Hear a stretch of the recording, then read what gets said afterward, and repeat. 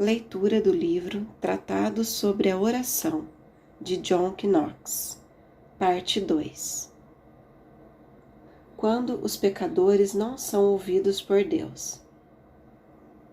A esses dois antecedentes deve ser somado um terceiro, que é o desânimo de nós mesmos na presença de Deus, recusando completamente a justiça própria, retidão, lançando-a fora, com todas as suas cogitações e opiniões. E não pensemos que devemos ser ouvidos por qualquer coisa que proceda de nós mesmos, pois Deus repele esse orgulho e dependência da própria justiça e os expulsa da presença da sua misericórdia, como fez com o fariseu orgulhoso. Lucas, capítulo 18, versículos do 9 ao 14. Por causa disso, encontramos os homens mais santos em oração humilde, não confiando neles mesmos. Davi diz: não cobres de nós as maldades dos nossos antepassados. Venha depressa ao nosso encontro a tua misericórdia, pois estamos totalmente desanimados. Ajuda-nos, ó Deus, nosso Salvador, para a glória do teu nome.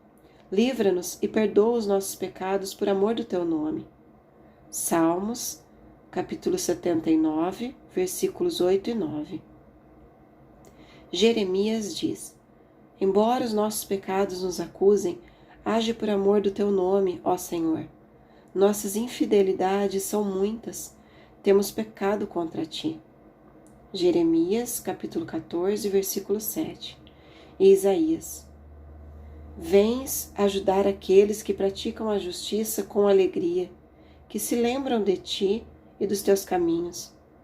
Mas, prosseguindo nós em nossos pecados, tu te iraste. Como então seremos salvos?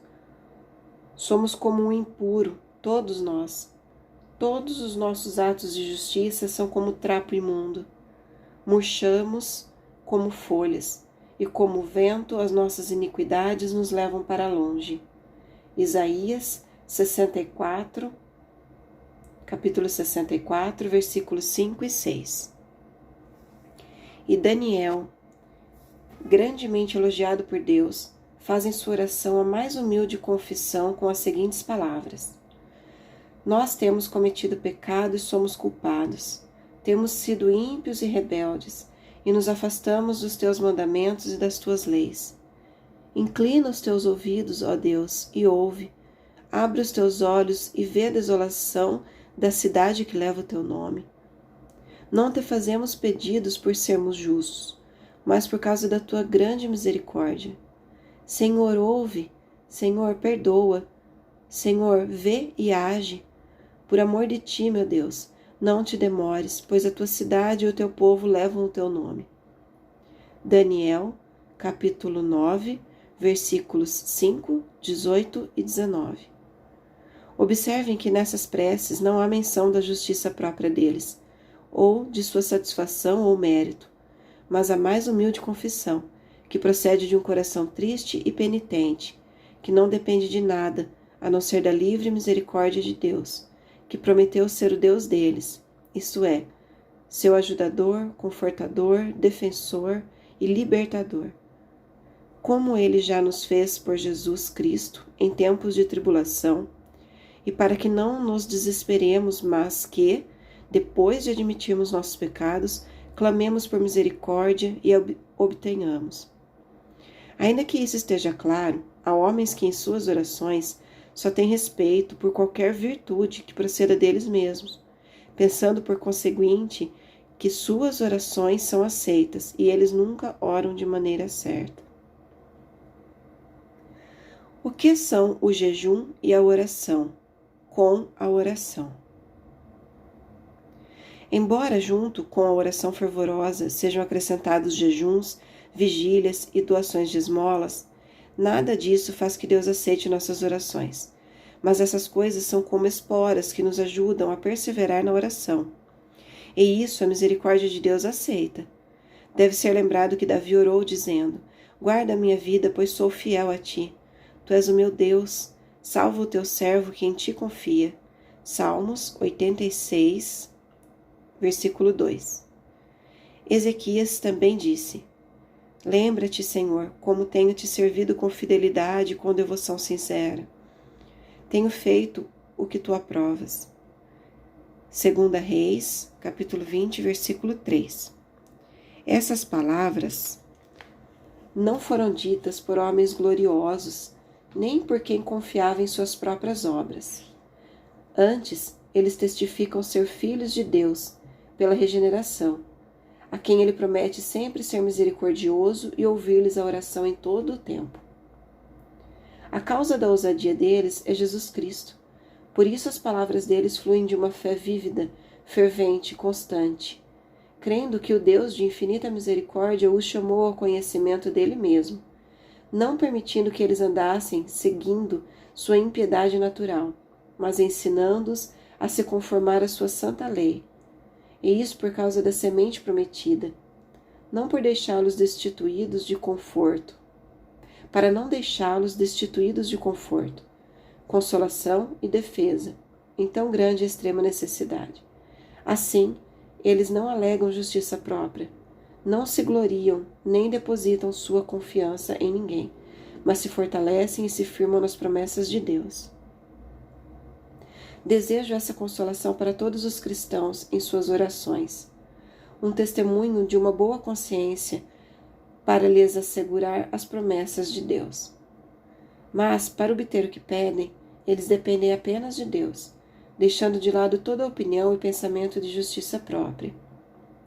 Davi, nas palavras mencionadas, se compara ao rei Saul, com o resto dos seus inimigos, que injustamente o perseguiram, desejoso que Deus não deixasse que eles prevalecessem contra ele. Disse: Injustamente eles me perseguem e, portanto, de acordo com a minha inocência, defenda-me. Pois, pesarosamente, ele confessa que ofendeu a Deus, como em outras passagens claramente testifica a respeito.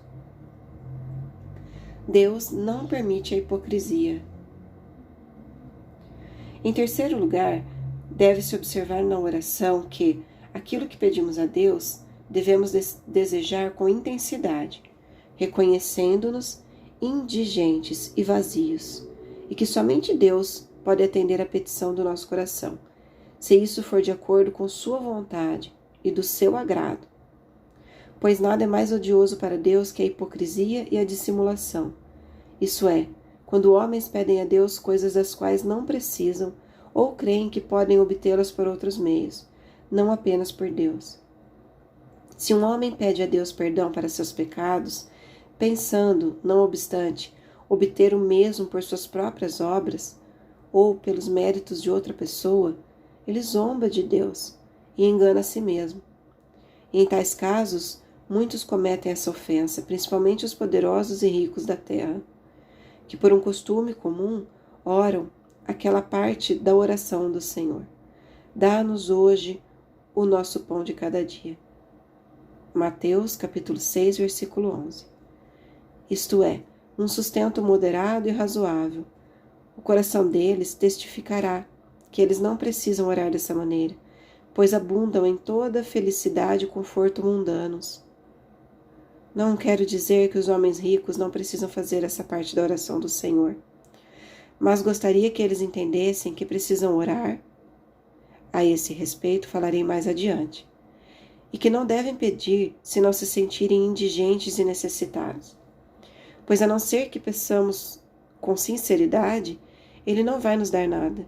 E a não ser que oremos de todo o nosso coração, não o encontraremos. A quarta regra a ser seguida na oração é uma esperança segura de obter o que pedimos. Pois nada ofende mais a Deus do que pedir duvidando que Ele vá atender às nossas petições, pois quando agimos assim, duvidamos que Deus seja verdadeiro, poderoso e bom. Os que assim fazem, diz São Tiago, nada obtêm da parte de Deus. E por isso Jesus Cristo ordena que creamos firmemente para obter o que pedimos, pois todas as coisas são possíveis ao que crê. Portanto, o desespero deve ser sempre expulso das nossas orações.